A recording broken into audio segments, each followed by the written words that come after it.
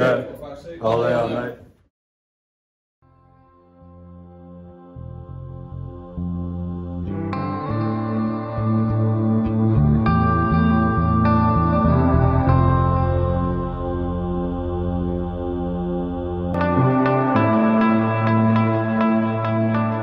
In our locker room right now, if you were to go in there, we have Atlanta in all caps. Atlanta is the home of the Final Four this year.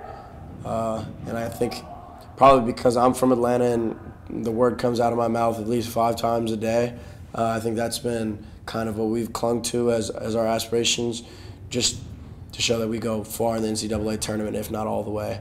I think what has really made our team special this year is right from the end of last year, we knew we had the talent to be one of the best, if not the best teams in the country in the conference. And having the shared goals of winning the NESCAC championship, winning the national championship, we've really had just 100% buy-in rate. Like, everyone on our team is all in on these goals and is willing to sacrifice and do whatever it takes. Yeah, well, the way I look at it is that, we have a huge senior class this year, and these are guys who have dedicated so much to the program, their time, their effort, and just their overall leadership. And in my position as an underclassman, I just want to do everything in my ability to, just do what I can to help these guys, pursue their goals, which is, we want to win.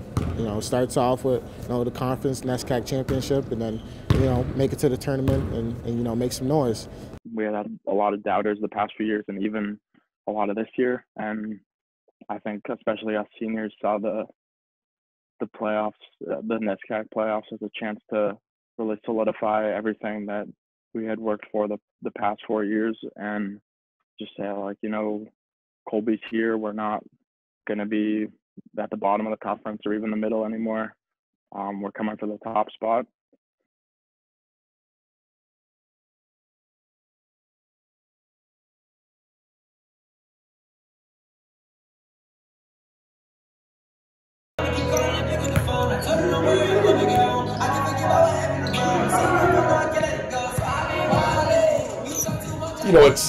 It's what you think about when you're going into a season and what you're working towards for the entirety of a 24-game season, and the reality becomes that the record's reset and everyone is 0-0, and whether you're the 2 seed or the 7 seed, it really doesn't matter. Yeah, I think going into that base quarterfinal game, there was a couple things going on. Obviously, we had the injuries. We were still trying to figure that out. I couldn't cut or jump or really do anything. And also, I think there was that lingering feel like, do we need this game to get in the NCAA tournament? Can we make it? Are we in already? So then there's that little extra pressure. You don't hear me? Having to, having the staff think about the logistics of the game with the bleachers and how this is all going to work. Obviously it takes a little bit of time away from your preparation. It was the first NESCAC, playoff game that we'd hosted.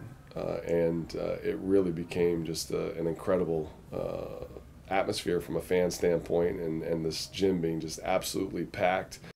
When we showed up, I've never seen the gym that packed. There's a lot of hype before it because everyone knew that they were taking out the extra stands. So a lot of people were kind of getting hyped about how many people would show up. And I remember before the game, you guys must have felt very hyped about they could feel the atmosphere because you guys were going crazy in the layup line. And I've been to every game and I evaluate the layup line, and Matt was trying to dunk and everyone was going nuts. I'm oh, they are way too overhyped for this game. College Mules today by the Colby 8. We're trying to win a NESCAC championship, and you're trying to get through a game. We've essentially played Bates twice in the last 2 weeks before we played them for a third time, and it's a lot of games against one person in a very short time. So both teams knew each other very well. You know each other very well.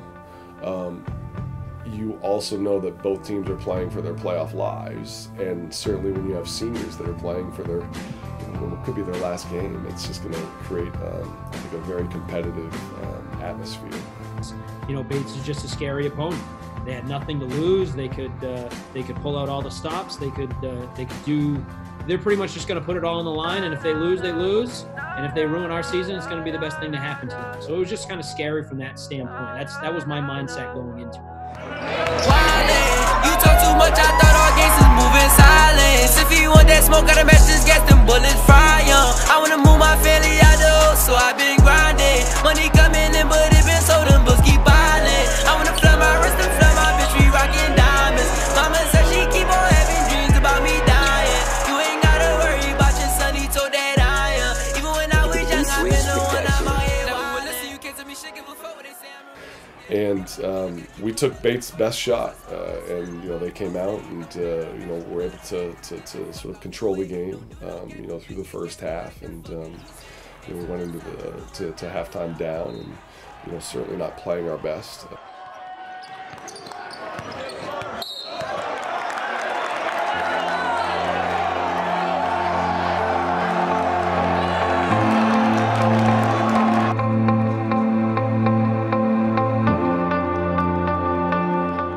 Moving through the second half, quite a bit of that 40 minutes where you're just feeling like, man, this is not looking good, not trending in the right direction.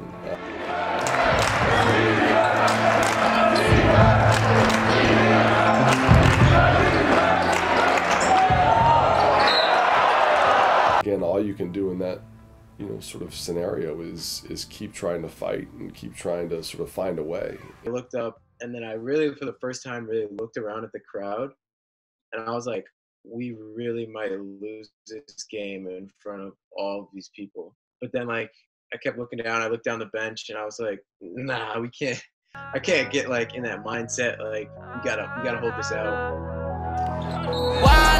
You talk too much, I thought our games is moving silence. If you want that smoke, gotta match this gas, them bullets fry young. I wanna move my family out the house, so I've been grinding. Money coming in, but it been so them bills keep piling. I wanna flood my wrist and flood my bitch, we rockin' diamonds. Mama said she keep on having dreams about me dying. You ain't gotta worry about your son, he told that I am. Even when I was young, I've been the one I'm out here wildin'. Listen, you came to me shaking before, they say I'm real as it get. It been a minute, got keep going in, looking forward to house, I smile, I send. Riding both lanes, don't play no catch.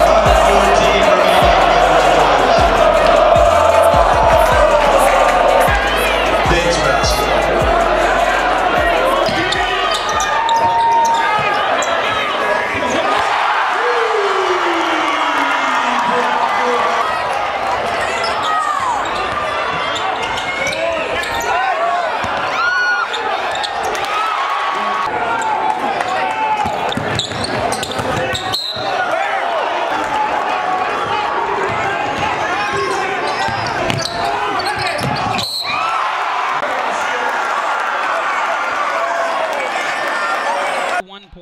Seconds to go.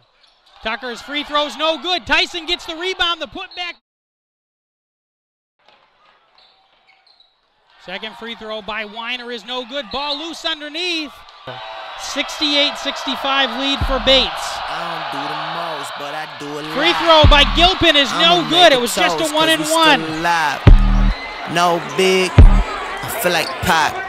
Shoot the shot. Gets it back to Dorion. He's going to launch a three! And he knocks it down!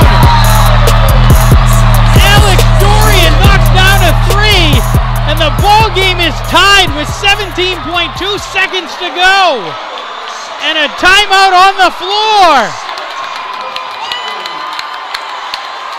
17.2 seconds to go, and Alex Dorion just stroked a three.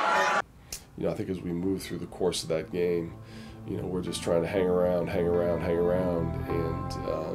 kind of coming down the stretch, dodged, I'm sure, a couple bullets, made a couple important plays, and sort of found a way to tie the game up late. Kind of was able to get a stop on the final possession and force a Bates miss to put the game into overtime. And I think going, in that moment, obviously the excitement that we got a chance to maybe respond and right our wrongs with an extra 5 minutes, and just sort of the electricity that was in the building was something that it was a really exciting game to be a part of.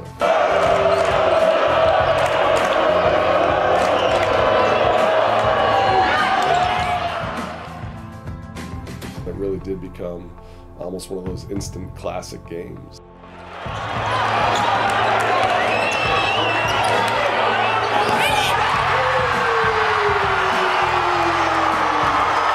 In overtime, 75-74. Saar dips, shoots. Second free throw by Saar is good. And Colby wants a timeout. Circle. Dorion, he's going to fire a three ball off the mark. No good. Rebound by Nick Gilpin. And Mortimer's already made 2 free throws in this overtime. He's going to go back to the line once again.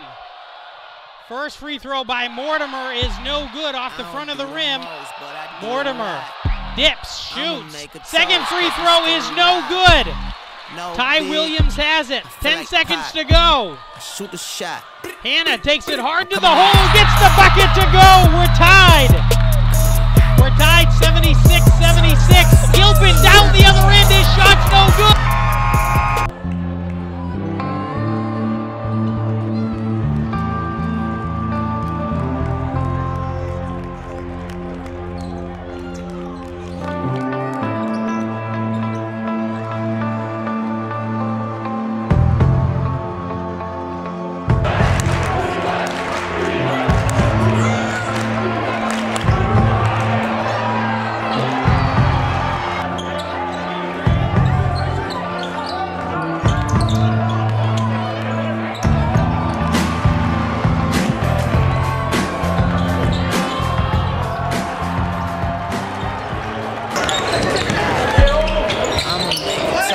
He's going to shoot an off-balance three is no good. Ty Williams tracks down the rebound. 9 seconds to go. King's going to spot for three, and he knocks it down. Will King knocks down a three, 88-88. You know, there were just big shots and big stops all throughout, you know, the last 20 minutes of that game. And, you know, I think Alex Dorion hit a deep three to tie it up late. Matt Hannah hit a layup and put it into an overtime late. And Will King hit a step back three to put it into another overtime late.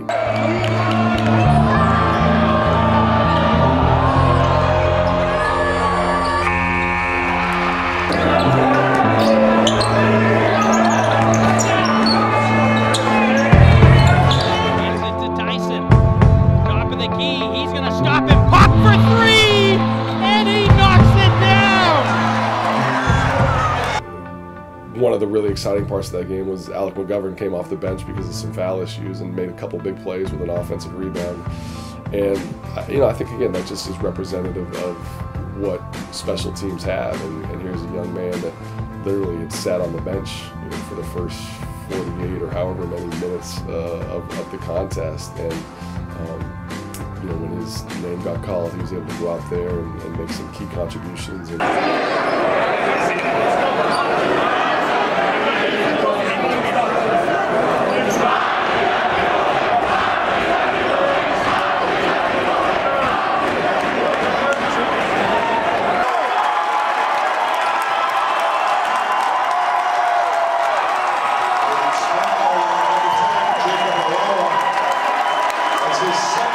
Just hard to believe that, again, you were still had a chance to win this game, because, you know, we probably could have lost it a few different times along the way.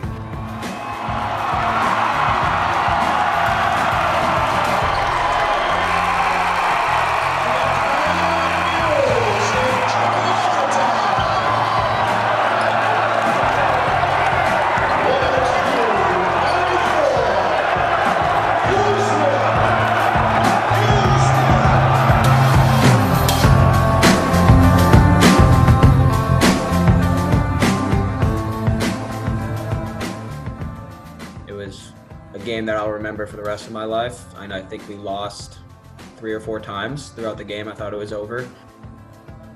That was pretty cool to be a part of that game, and to be out there when everyone stormed the court, and just how big of emotional swings everyone had gone through, feeling like from certain we're going to lose at one point to certain we're going to win, but then both sides are coming back. That was a special moment, I think, for everyone, and to have that be the last game on that court in our athletic center was a good way to go out.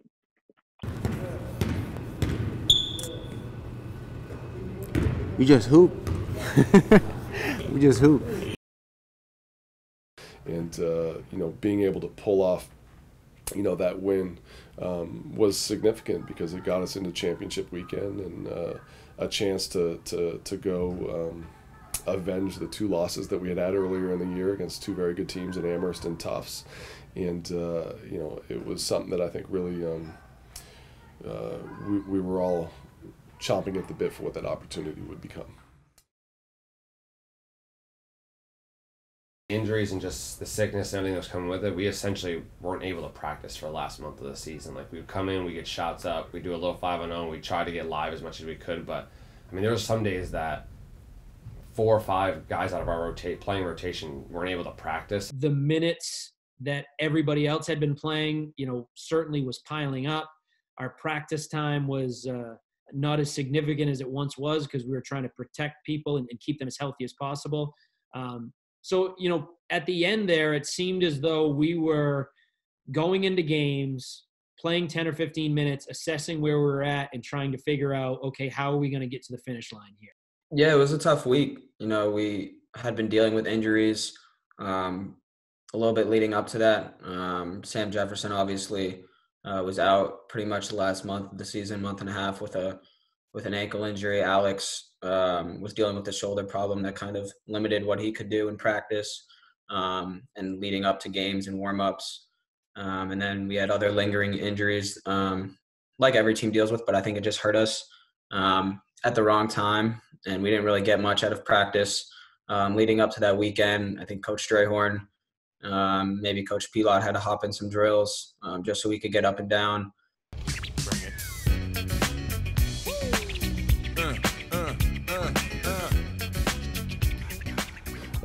They have a fantastic guard that I think is one of the more dynamic guards in the league, and again, a team with size and length that you could say is not the easiest of matchups for us. And I think what sort of our preparation going into that game was trying to make sure that we had enough breakdown and be able to get the ball inside to force defense into rotations and allow the ball to come outside, because if the ball only moves on the perimeter, sort of their size and length really becomes problematic for us.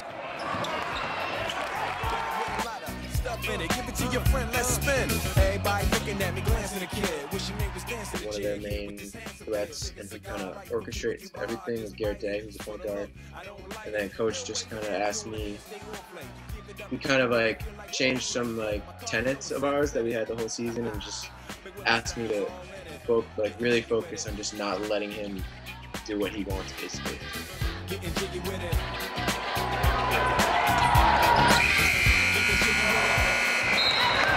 Very tough for me, especially at halftime when it looked like things weren't going our way.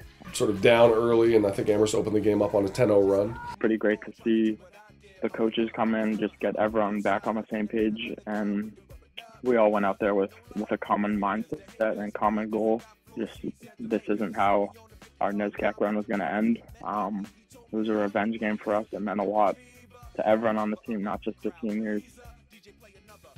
Just a matter of who's going to step up, and we just had to give it our all out there, and we knew we weren't at full strength, but we were just trying to really get by with what we had. They're not going to go out there and just give this game to you. You have to go and take it from them and prove to them that you're good enough to take it. And unfortunately, at this point, none of us have been in a championship weekend. So for us to win a championship weekend game, we're going to have to do something that we've never done before. I knew I was going to have to step up scoring-wise with yourself and Sam being very limited. Really hadn't been shooting the ball particularly well, especially leading up to that weekend. So it was nice to see a few buckets go in early. And I was just trying to do anything it took for us to win, whether that was hitting a shot, getting a steal, making the right play, just kind of fell my way, and I was able to get something to go through for us.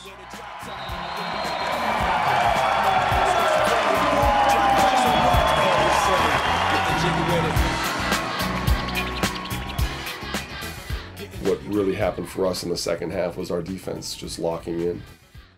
How we frustrated some of their great offensive players and how we rebounded the basketball. That was a game we won playing some defense. And there were probably some people out there that didn't know that our program had that in us. And it was a great moment for us to be able to execute something like that, and to give us a chance to play for our ultimate goal the next day.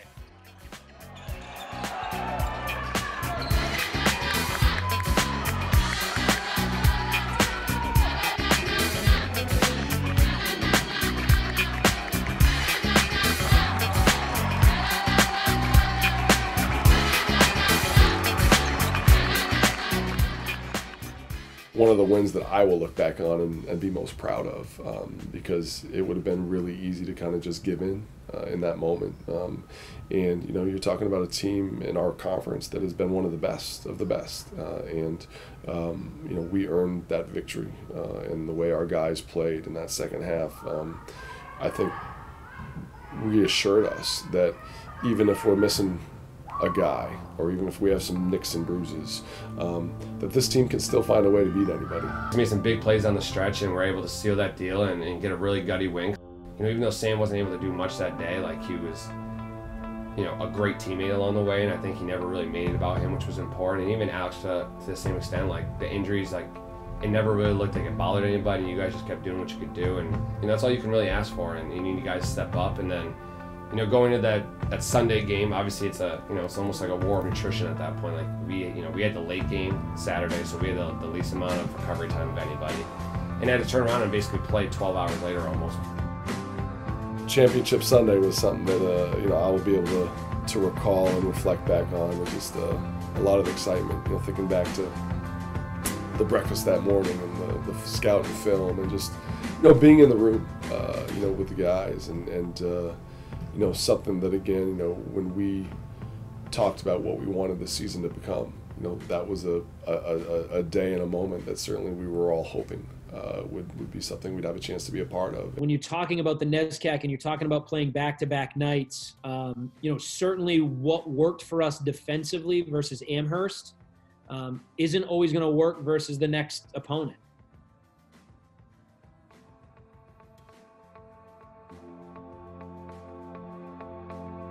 Both teams are bidding for their first ever NESCAC championship, so something we'll give today, and some school will have the NESCAC championship plaque in its trophy case for the first time in school history.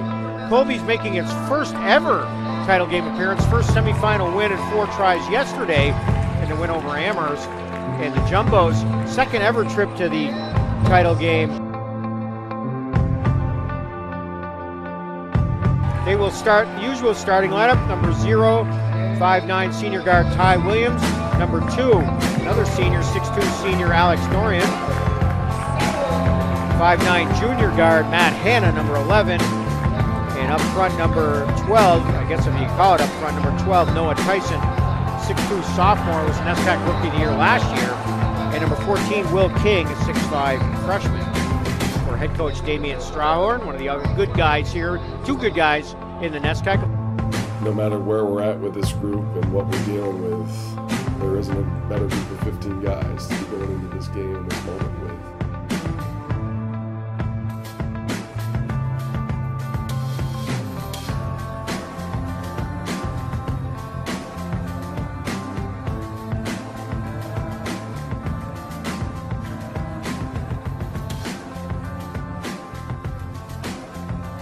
Again, Tufts got off to a strong start against us, and they were able to open up a 17-point lead, in the first half. Wallace Tucker.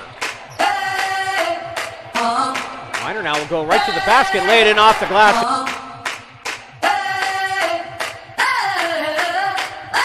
I'm living in that 21st century, doing something mean to it. For Dean, I think that was probably the biggest reason why we advanced against Amherst, and then against Tufts he was kind of incredible.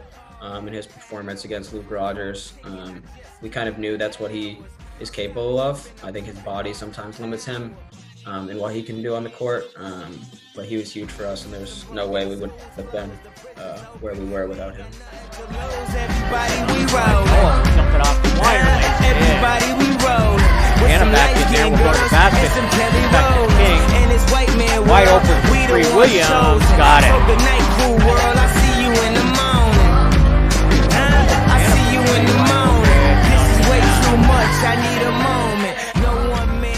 First, I think again we made a decision that we just got to commit to sort of playing our zone defense and trying to again change the game that way, where we're able to take Tufts out of their offensive rhythm, which I think again is a real strength of theirs, and then sort of our ability to do that hopefully would also sort of begin to give us a better way to neutralize their big guy. And my assistant Coach Ackley, I think got the guys together and just basically said, if we go down, let's go down, and with knowing that we're playing our game and playing through our identity and just who we are and what we are. And it's tough to kind of stay mentally in it at that point, especially going in the locker room down. You guys started off like pretty slow, so we were all like freaking out, and it really depended. If you guys won, like we knew campus was just going to erupt that night, so we were really rooting for it, and we had an off day tomorrow. So we really wanted you guys to win because we were close to you, but we also wanted to party. And halfway through the game, even not in the second period with like 10 minutes left, we had to go to an off-campus housing meeting, like 5 of us. So all 5 of us ran to the off-campus housing meeting, and there had to be like 3 minutes in the game at this point. And we were watching the game on our phones, and like 20 people like walked in, and they were all watching the games on their phone. And she tried like talking to us, and we're like, you need to like not talk to us right now because we need this game to finish up. And it kind of just shows how like everyone on campus, like random people that I've never seen before that are trying to live off campus, like girls and other sports team, we're all watching the games on their phone.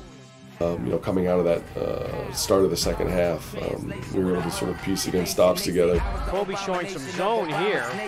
Well, that's a pretty bad way to start the conversation. At the end of the day, God, now I'm killing this. Sort of forced them into tougher shots and able to control the glass and kind of allowed us to get going offensively. And Anna in transition. Down low to King. Play. Tyson now step back 3. Noah got it. Transition leaves it for Tyson. Noah will try another 3. Got it. 3 in a row for Noah Tyson. There's King up top. Around the corner. Down low to Weiner. Tucker now dumps it down low to Weiner. Dean off the window. Just playing pretty good defense and taking a couple charges down the stretch, which is something that I'm not normally known for. So just finding ways to contribute however I could was important. Tyson inside. A lot of traffic. Noah though backs it out for 3. Got it. 3. Got it. Sam Jefferson's first 3-pointer in a month. One late, got to stop. Got the ball inbounded, had to go make 2 free throws to push it to a 3-point game.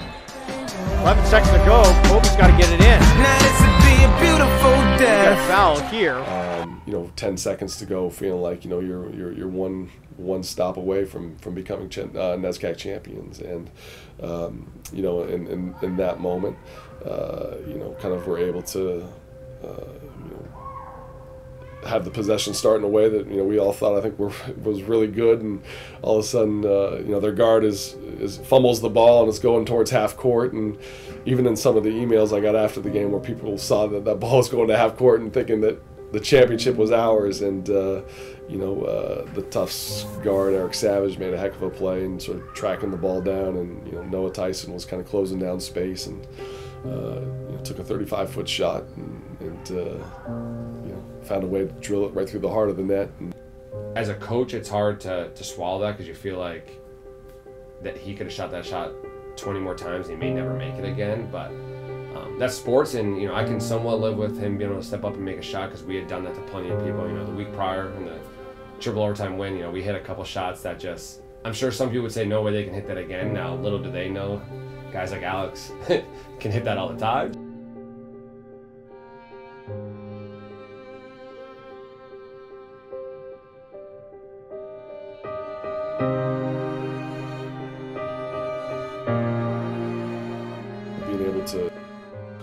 come through that 5 minutes and work to the point where it's a tie game. You know, we had up 83-80, got a stop. They got an offensive rebound. Ball got swung around, kicked out, catch and shoot three. It's tied at 83. You know, coming down into sort of our final possession, we got a driving finish by Will King to give us an 85-83 lead. You know, just over 14 seconds or whatever left to play. Again, need one stop to win a championship, and you know, I think again we had a good defensive possession. We forced sort of a long contested two, and shot missed, and then kind of in the rebounding scrum, you know, kind of the unfortunate sound of the whistle blowing and a call going against us. Tyson to the win. No, second overtime.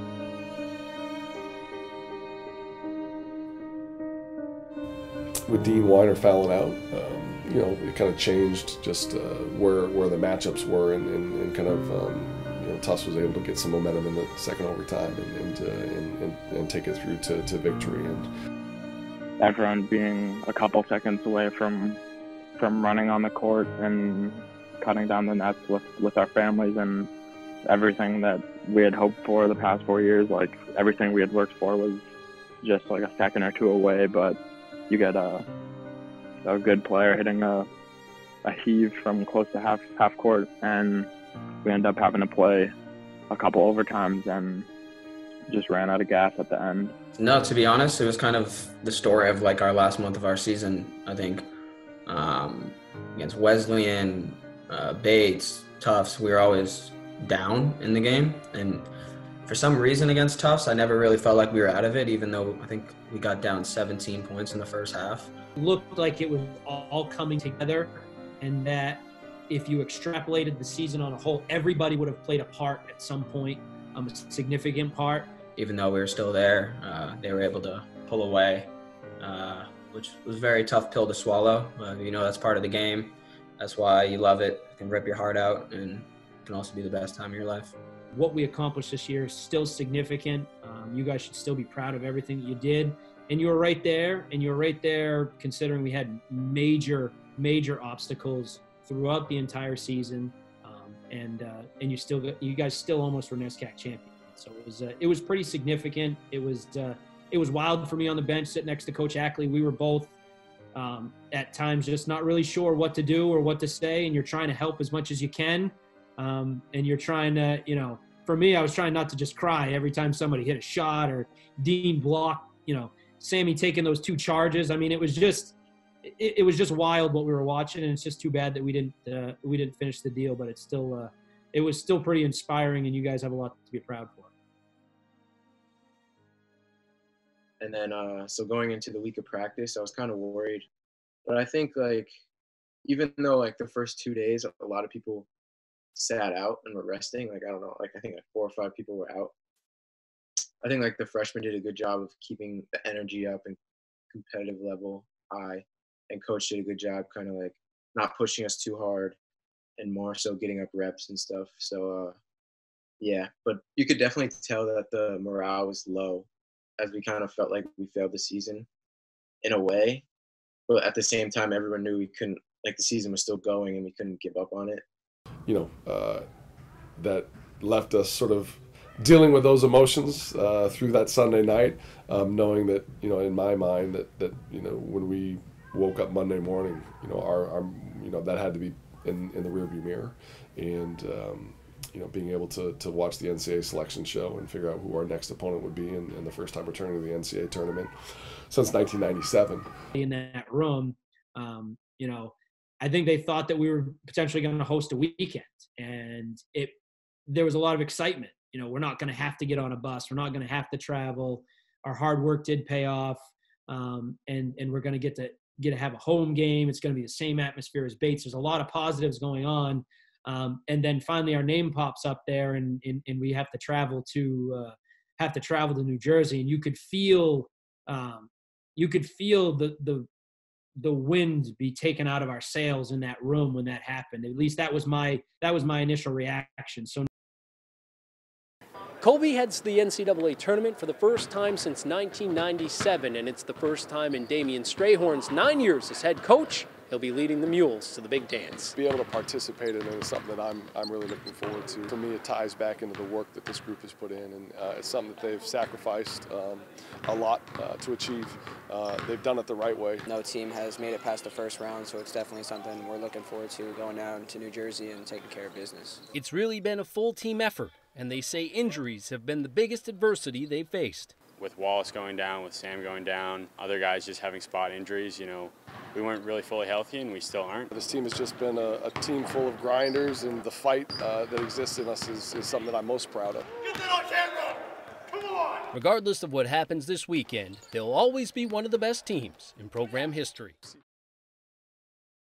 And sort of hearing that we were going down to Stevens in New Jersey and facing Christopher Newport in the first round, you know, I felt like that was going to be, you know, a great test and a great challenge. You know, a team that was coming off a Final Four run the year prior.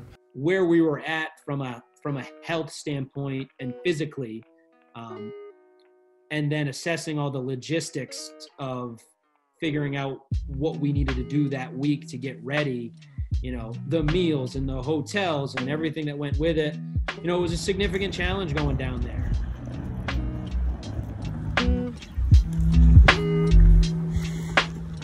Just a lot of excitement as to what our first appearance in the NCAA tournament was, and you know, to me it was great to be able to get on the road and travel down and you know, have practice in that facility on Thursday and you know, leading into the game Friday. And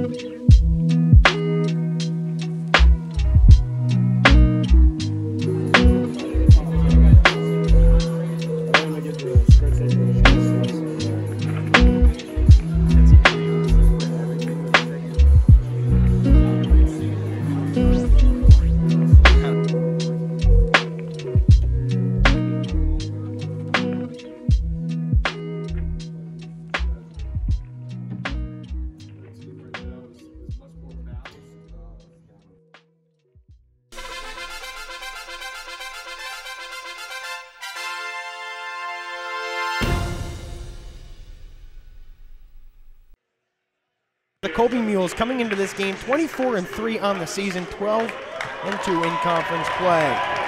We went into the game not knowing what you were capable of doing, what Sam was going to be able to do. Ty came down with strep throat.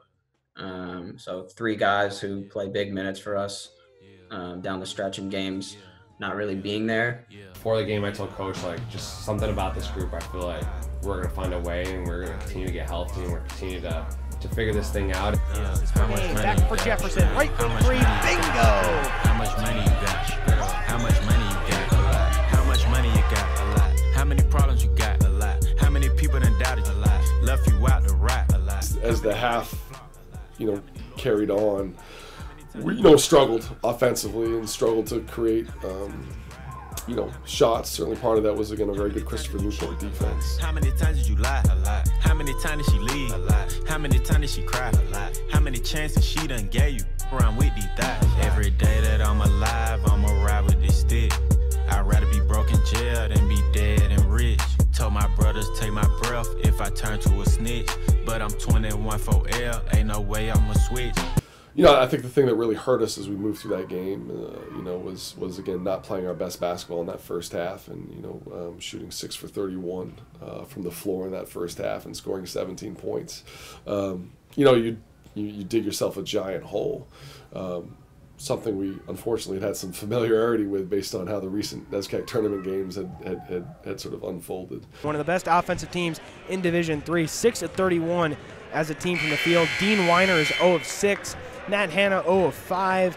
Will King has 4 points. Noah Tyson has 4 points. Wallace Tucker leading the way with 6 off the bench. Colby needs to get things going in a hurry if they want their season to continue on to the second round tomorrow. Colby basketball to start the second half, moving left to right. Dorion hands off to Hannah. Hannah still scoreless. Tyson, high post. Left wing Dorion, the three. Bingo! Everybody right here.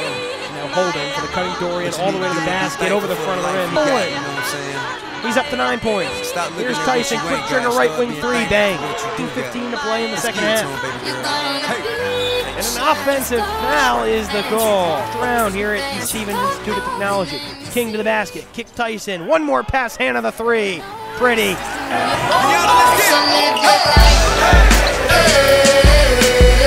You steady chasing that big bar, just live your life. Ain't got no time for no haters, just live your life. Don't tell them where it'll take ya, just live your life. Cause I'm a paper chaser, just living my life. My life, my life, my life, just living my life. My life, my life, my life. Never mind what haters say. Ignore them till they fade away. Amazing they ungrateful. After all the game I gave away, safe to say I paved the way for you cats to get paid today. Still be wasting days away now had I never saved the day. Layup blocked away by Weiner. Coming the other way, Dorion. Colby needs a bucket. Dorion spin move, back to McGovern. Weiner on up the three, crossover, left lane drive, spin move. It's good!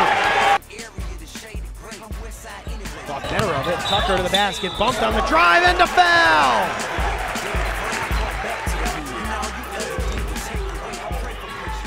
Tucker on the drive, all the way to the basket, go to the foul!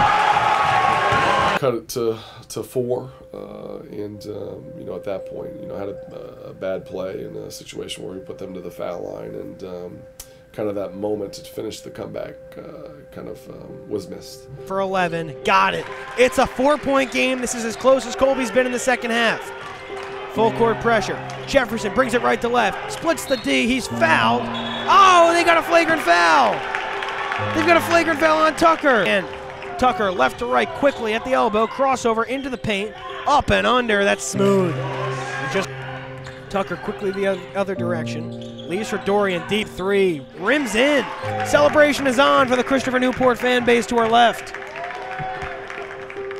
Christopher Newport 72, Colby 64, and emptying the bench is Colby head coach Damian Strahorn. You know, that's again something when you're talking about the last game for a great group of seniors, and the last game for this team, that was to me one of the most special teams. And I think again when we were healthy, was legitimately as good as anyone in the country. You know, you're trying to find as coaches like the words to say to make things better. In those moments, it's tough to, because there's nothing that's going to make it better, because we didn't get to accomplish what we felt like we deserved and we worked for. I think at first a lot of us, or all of us, maybe thought the season was kind of a failure, seeing that we didn't really accomplish our goal of winning an SCAC or advancing far in the NCAA tournament. You know, I think a lot of teams go in the NCAA tournament and, you know, you're hoping to be the Cinderella. Like, I don't think that's what we were trying to be. Like, at some point the injuries just started to rob us of our practice time. They started robbing us of, you know, some of the ability our guys had, and it's just, you know, we never folded, but we also just weren't able to ascend to that, you know, that next level where we needed to get to, especially, you know, conference tournament and national tournament time. Like, you gotta be playing your best because you're playing other teams that are just as good as you. I wasn't able to contribute 100% in the time when, like, our team needed it the most. But I think looking back, I'll be pretty proud of our team season as a whole, and I'll be proud of the way that I battled back and was able to contribute. I was never going to be able to see you guys, you know, teed up again. That was hard for me, because I thoroughly enjoy watching the senior class play, and I enjoy watching a lot of the guys on the team play, but I think I just have more of a special bond with the senior class, because, you know, we went from the worst of the worst to the best of the best. And to go from a below 500 team to all of a sudden being in the championship game and getting an at-large bid to the NCAA tournament. We really did all we could to get to that point, and at the end of the day, we went 24-4. I think it was since your dad was there, the best record Colby has had, first tournament team in over 20 years. So in the overall scheme, this season was a great success, even though it didn't really end with a championship or a ring or anything like that. And most specifically, a fantastic group of seniors that built this program back to where we are as good as anybody, and did it through hard work, did it through a belief in one another, and creating that identity that, to me, leaves this program in a fantastic place going forward.